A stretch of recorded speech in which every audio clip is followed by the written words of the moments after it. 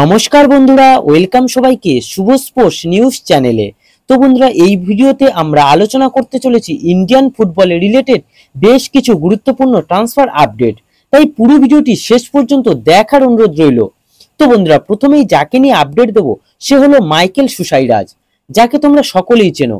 একটা সময় এটিকেতে দাপটের সঙ্গে খেলেছে, আর তার মাঠের বাম প্রান্ত ধরে তার যে স্পিড, তার যে দৌড়, তার জন্য কিন্তু সকলেই তাকে এখনো আশা করি মনে রেখেছে।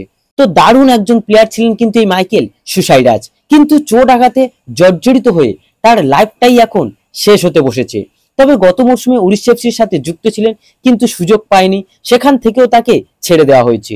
বর্তমানে তাকে কিন্তু নেওয়ার ব্যাপারে আইএসএল এর কোনো ক্লাব ইন্টারেস্ট শো করেনি, তাই বাধ্য হয়ে আই লিগের ক্লাব গোকুলাম কেরালা এফসিতে সে সই করতে বাধ্য হয়েছে। তো সেখানে যদি আবার সে নিজেকে প্রমাণ করতে পারে, তাহলেই কিন্তু একমাত্র আইএসএল এ আবার কামব্যাক করতে পারে। তো এরপরে তোমাদের যে আপডেটটা দিতে চলেছি সেটা হলো মোহনবাগানের একটা আপডেট। তো তোমাদেরকে মোহনবাগানের নতুন বিদেশি নিয়ে আগেও আপডেট দিয়েছি, তবে বর্তমানে দাঁড়িয়ে কিন্তু একজন বিদেশির নাম খুবই জোরালোভাবে উঠে আসছে, যার নাম হচ্ছে সলোমন কিভির্কভেলিয়া। তো এই সলোমন কিভির্কভেলিয়া হচ্ছেন একজন 32 বছর বয়সী জর্জিয়ার সেন্টার ব্যাকের প্লেয়ার। মার্কেট ভ্যালু 5.6 কোটি টাকা। সেন্টার ব্যাক ছাড়াও কিন্তু রাইট ব্যাকেও খেলে থাকেন। বর্তমানে তিনি কিন্তু জর্জিয়ার জাতীয় দলের হয়ে খেলছেন, অর্থাৎ এই যে ইউরো কাপ চলছে সেখানে কিন্তু জর্জিয়ার হয়ে তিনি খেলছেন।